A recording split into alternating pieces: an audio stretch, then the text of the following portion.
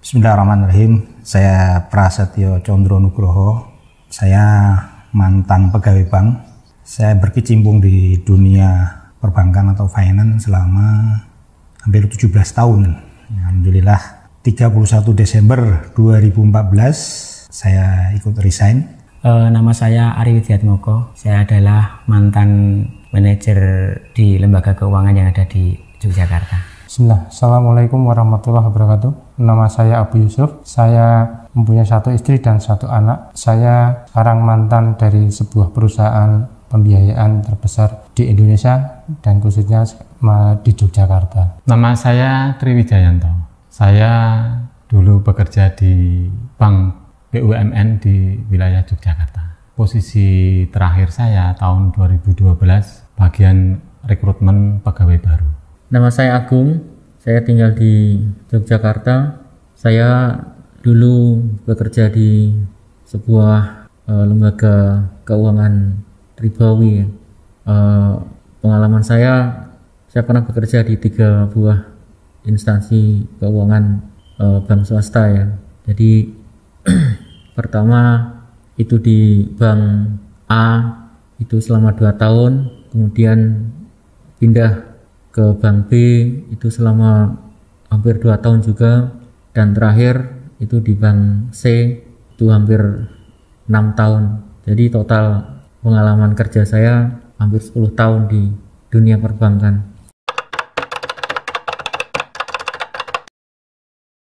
Pekerjaan saya banyak di dunia marketing, terutama di lending. Jadi banyak mencari nasabah untuk kredit. Dan yang terakhir, ketika saya diberi amanah untuk mimpin 1 unit, ya funding, ya lending. Jadi kita urusi semua. Pekerjaan saya dulu adalah mengelola salah satu unit, yaitu di bagian keuangan. Dan pada waktu itu saya memegang penuh. Saya punya bawaan banyak, punya marketing banyak, seperti itu. Saya pada waktu itu sebagai seorang pekerja lapangan, di situ sebagai marketing, saya tugasnya mencari nasabah atau konsumen. Saya setiap hari standby di dealer-dealer yang ada di Jogja. Di situ saya mengerjakan pekerjaan dengan mensurvei atau membuat laporan kepada calon nasabah yang pada waktu itu saya kunjungi langsung ke rumah nasabah atau konsumen. Saya waktu itu bertugas sebagai pelaksana untuk perekrutan pegawai baru, baik pegawai kontrak maupun pegawai outsourcing. Pada waktu saya kerja di bank, jabatan saya lebih ke marketing. Jadi memang karena dulu juga saya memilih di marketing itu karena mungkin di lapangan itu untuk pekerjaan, apalagi di lembaga keuangan itu akan lebih banyak yang bisa didapat dari sekedar gaji di kantor.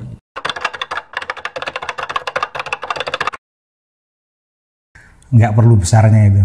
Yang penting sekarang saya udah berhijrah atau sudah meninggalkan dunia riba tersebut, dan itu balasan Allah yang lebih besar itu daripada gaji yang kita terima dahulu. Pendapatan sebulan kira-kira 10-15 jutaan. Penghasilan saya sebulan kalau di Jogja cukup untuk bisa hidup, bahkan bisa untuk menabung. Penghasilan saya sebulan terakhir tahun 2012 itu berkisar, saya lupa angkanya, tapi antara 5-6 juta per bulan. Pada waktu itu untuk gaji bisa saya sebutkan sangatlah bisa diandalkan ya. Jadi gaji saya sebulan itu sangat-sangat cukup untuk kehidupan sebuah keluarga ya. Apalagi ditambah dengan pekerjaan yang di luar gaji pokok, yaitu di lapangan itu banyak kita berhubungan dengan nasabah, kita banyak berhubungan dengan orang, dan tentu saja kita sebagai orang yang menjembatani mereka untuk mendapatkan sebut saja mendapatkan pinjaman, mendapatkan kredit, itu kita yang menjembatani mereka, dan mereka tentu saja sangat berharap bahwa mereka bisa pengajuannya bisa di-ACC oleh bank. Itulah kesempatan saya pada waktu itu untuk mendapatkan lebih ya dari apa yang saya dapatkan dari gaji pokok.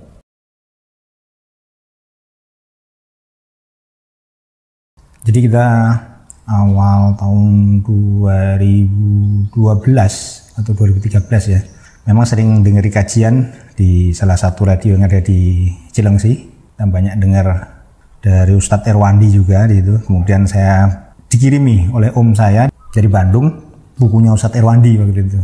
Kita baca banyak, ternyata apa yang kita lakukan itu ternyata tidak sesuai dengan apa yang diajarkan oleh Rasulullah gitu.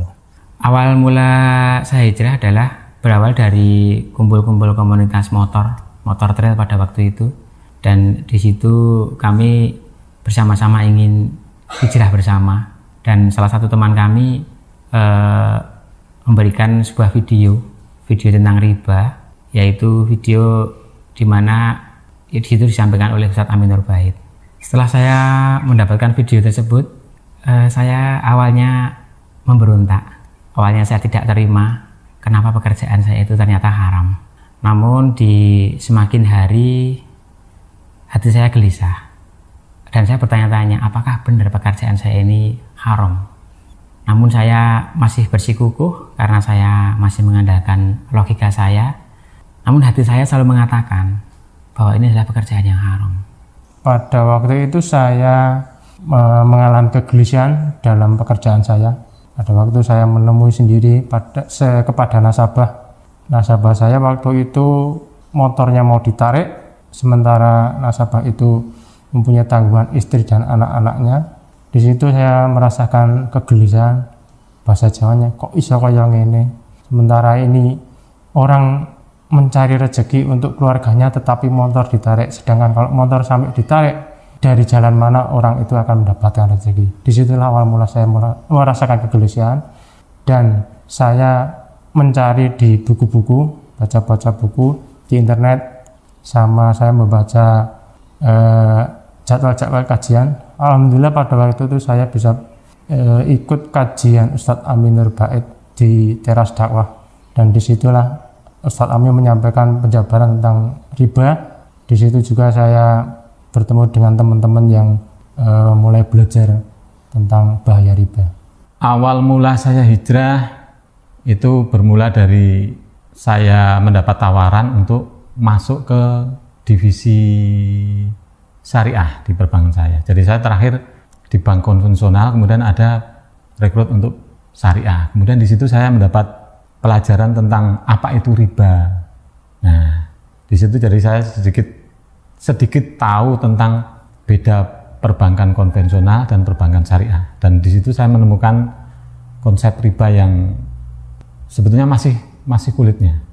Pada awalnya sekitar tahun 2015, pada waktu saya pulang dari bekerja di kantor, saya melihat di jalan ada pamflet, ada baliho kajian di suatu tempat.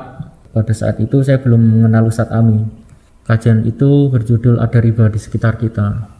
Nah, saya tergerak, saya kepingin untuk datang ke kajian tersebut ya.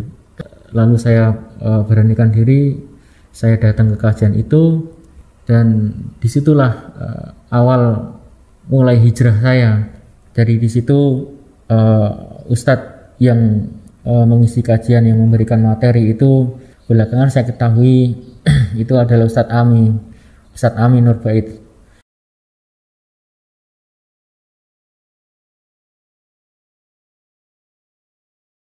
Gelisahnya ya pasti ada gelisah ya. Bagaimana kita ingat dulu ketika mengeksekusi jaminan gitu kan.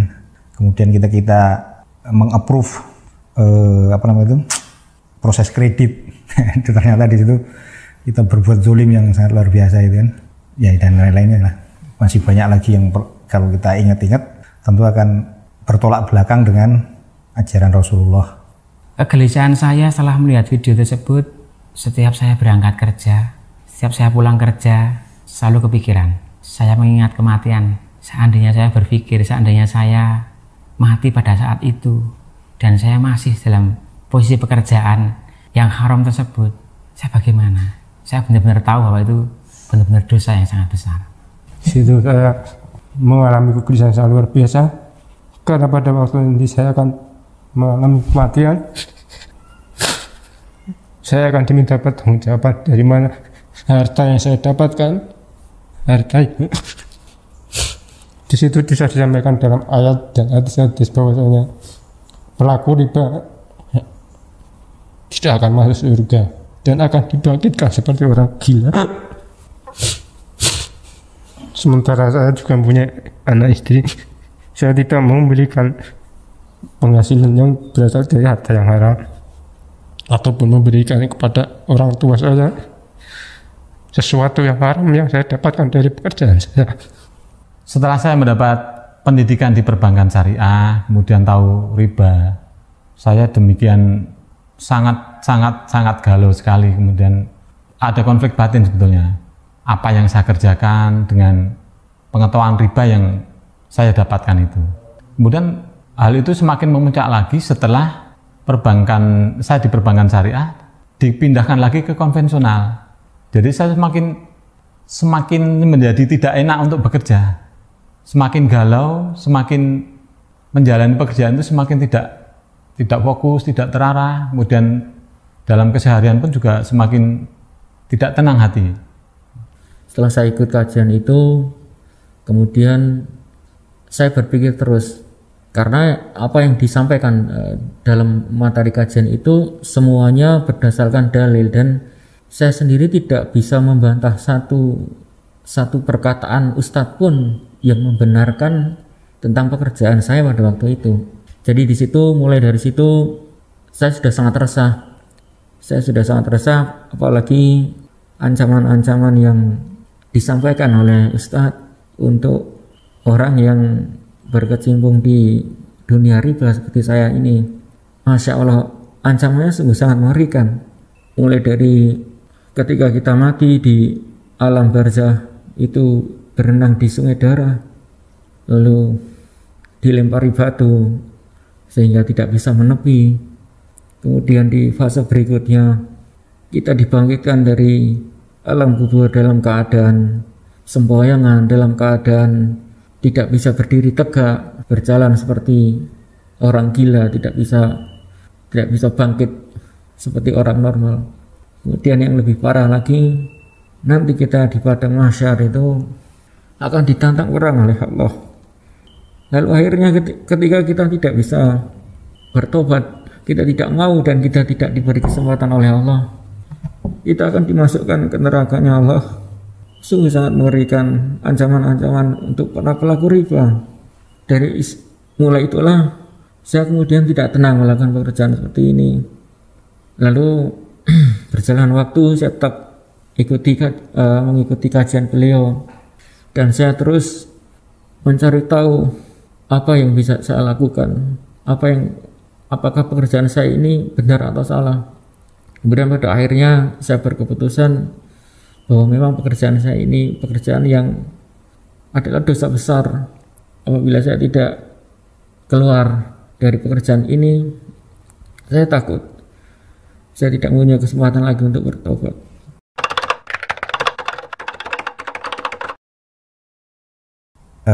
Dari pihak keluarga sendiri, istri terutama, ya sangat mendukung gitu. Alhamdulillah kalau anak dan istri mendukung. Namun yang bikin saya sedih, pada waktu itu sebelum saya resign itu saya izin kepada ibu saya, dan saya telepon, ibu saya marah besar. Ibu saya tidak ridho ketika saya ingin resign dari pekerjaan ini. Saya sambil nangis, saya mengatakan, saya ingin resign dari pekerjaan ini. Namun ibu saya tetap tidak ridho kalau saya resign dari pekerjaan ini. Namun saya tetap meminta maaf pada ibu saya, dan saya harus tetap resign dari pekerjaan ini. Pada waktu itu keluarga saya sangat menolak ketika saya akan keluar dari perusahaan tersebut. Bahkan saya bisa dikatakan ikut aliran sesat. sampai menuduh ikut dibaiat suatu jamaah tertentu, bahkan sampai sampai mencari kemana kok sampai saya sampai dapat seperti itu, mengatakan bahwasanya saya mau keluar karena ini urusan riba. Karena sebagian masyarakat mengatakan bahwasanya orang yang berutang selama dia mampu itu bukan riba, tapi yang dianggap dosa ribanya adalah pemiliknya. Sementara kalau sebagai pekerja itu bukan mendapatkan dosa riba.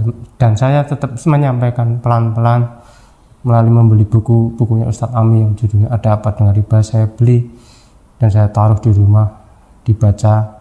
Alhamdulillah sekarang orang tua saya sudah mendukung dan sudah tahu tentang bahaya riba. Setelah saya resign, kalau dari pihak keluarga, dari istri, anak mendukung apa yang saya putuskan.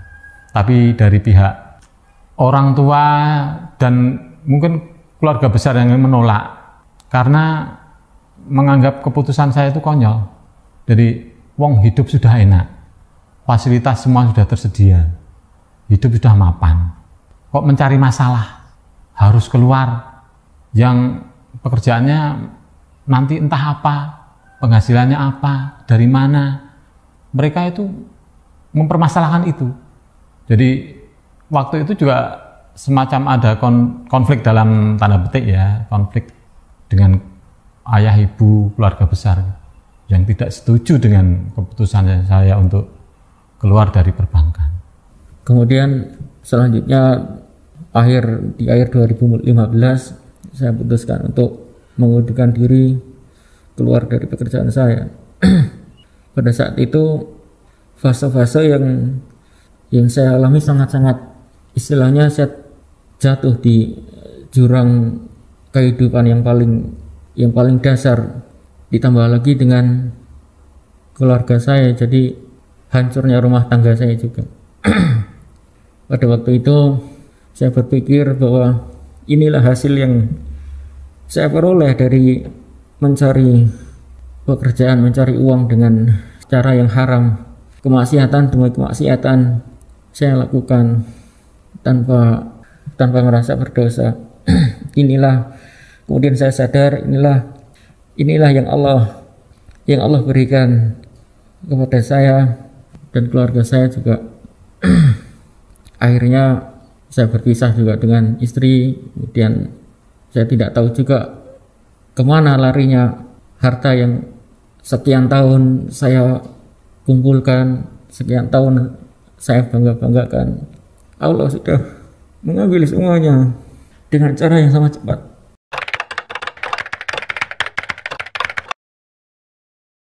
Sekarang saya hariannya dagang atau bakul. Saya buka toko kelontong sama usaha pakaian seperti itu. Alhamdulillah. Jadi toko kelontong itu saya buka sebelum berhijrah ya.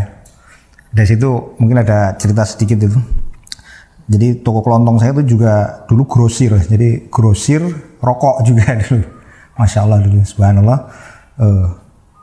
Begitu kita juga kenal rokok itu haram, itu kita hentikan juga jualan rokok itu.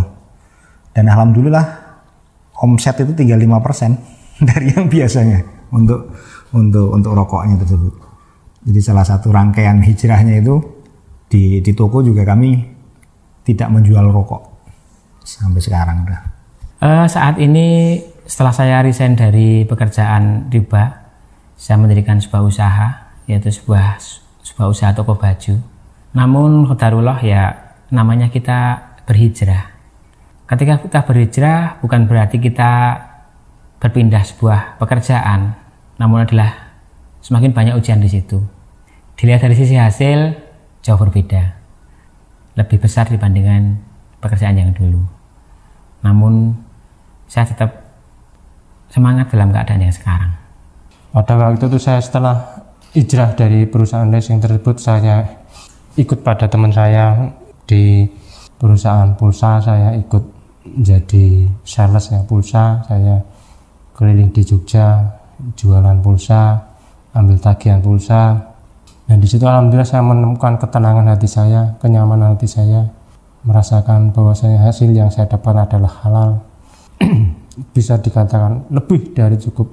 Setelah itu saya dari perusahaan itu saya keluar, saya merintis usaha sendiri, buka warung ayam, saya kelola sendiri, saya jalankan sama istri saya, dan alhamdulillah melalui berjalannya waktu bisa bisa cukup buat hidup kami, walaupun dalam prosesnya bisa pasang surut, tapi saya merasakan kenyamanan dan ketenangan dalam mencarikan rezeki yang halal. Setelah saya resign, kemudian saya memutuskan untuk bekerja, tapi yang harus halal kalau saya itu putusannya seperti itu. Dan kegiatan saya sekarang adalah saya jualan snack, walaupun mungkin masih kecil-kecilan, tapi insya Allah lebih barokah dibandingkan pekerjaan saya dulu. Setelah semuanya diambil oleh Allah, saya menjalani hidup dengan anak saya. Jadi saya terus mengikuti kajian-kajian beliau, Ustadz Ami, terlebih lagi untuk masalah riba, masalah harta haram, dan tidak kalah pentingnya saya ikuti kajian beliau itu di kajian tauhid. Jadi untuk kajian tauhid ini kajian yang benar-benar sangat bermanfaat. Kalau kita sudah sepakat bahwa riba itu haram, riba itu adalah dosa besar, kita tidak akan bisa menerima hal itu tanpa kita belajar tauhid, belajar akidah. Jadi mulai saat itu saya memperbaiki diri, memperbaiki agama saya, memperbaiki tauhid saya.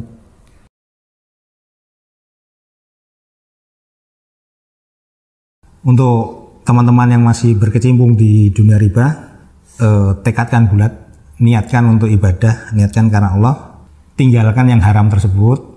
Insya Allah akan penuhi janji-janjinya. Kalaupun tidak di dunia, nanti akan dapat di akhirat, yaitu janjinya surga. Kemudian untuk di dunia ini, untuk yang kita hadapi ini, ya tetap kita berusaha, tetap semangat, karena rezeki Allah itu bukan pada penghasilan, tapi rezeki Allah itu ya sudah ditanggung oleh Allah, seperti burung yang pergi pagi dari sarangnya, kemudian sore pulang, nah itu sudah dipenuhi. Nah seperti kita juga, jadi jangan lihat pendapatan tapi rezekinya itu, yang sering disampaikan Pak Ustadz, rezeki itu yang satu yang kita makan, kedua adalah yang kita donasikan atau kita sedekahkan itu. Nah selain itu bukan rezeki, bisa jadi itu rezekinya orang lain. Bagi yang belum berijah, yang khususnya di pekerjaan yang haram ataupun ribawi, segera tinggalkan. Kita tidak tahu umur kita sampai berapa, kita tidak tahu mati kapan. Bagaimana caranya kita mempersiapkan? Cepatlah tobat, tinggalkanlah pekerjaan yang haram tersebut. Bagi yang sudah berhijrah, dengan keadaan yang apapun, kita harus semakin optimis. Kita selalu menambah ketakwaan kepada Allah Subhanahu wa taala, karena sebuah kenikmatan di dunia ini hanyalah sementara. Yang kita raih adalah surga yang benar-benar kehidupan yang selamanya, yang abadi. Nasihat saya untuk saudara-saudara saya, teman-teman saya yang saat ini masih bekerja di dunia ribawi, segeralah bertobat, takutlah hanya kepada Allah, jangan takut kepada dunia. Ketika engkau meninggalkan dunia, insya Allah Allah akan menjamin rezekimu. Jadi carilah harta yang halal, jangan mencari harta yang haram, karena harta yang haram tidak akan memasukkan seorang ke surganya Allah. Dan jika memakan harta haram akan mengeraskan hati, bisa jadi dalam keluarga Anda bisa menjadi keluarga yang bahasa Jawanya congkrah, mungkin dari keluarga atau anak istri bisa sakit-sakitan atau bahkan berani menentang kepada Anda. Tetapi jika engkau mencari rezeki yang halal, insya Allah Allah akan memberikan jaminan rezeki dan hati yang tentram, damai. Saran buat teman-teman yang masih bekerja di lembaga ribawi, bahwa ilmu itu harus dicari. Karena dengan kita mencari, mengkaji, kita akan lebih tahu mana yang halal, mana yang haram. Dan bahkan berdasar ilmu yang saya peroleh, saya masih meyakini bahwa bekerja di bank syariah itu benar. ternyata qadarullah ternyata haram. Sehingga salah satu konsekuensinya adalah istri saya harus keluar dari perbankan syariah tersebut. Memang kehidupan kami mungkin dibandingkan dengan saya dan istri masih bekerja di lembaga ribawi, perbedaannya sangat jauh. Tapi di satu sisi ada hal yang membuat saya tenang, bahwa kami sudah meninggalkan salah satu kemaksiatan yang itu dilaknat oleh Allah, bahkan ditantang perang oleh Allah dan Rasul-Nya. Sehingga kami bisa menjalani, menghadapi ujian-ujian yang Allah berikan, insya Allah dengan ikhlas, dengan berharap semoga Allah akan mengganti yang lebih baik di akhir hidup kami, di akhirat nanti. Kemudian mulai setelah saya keluar dari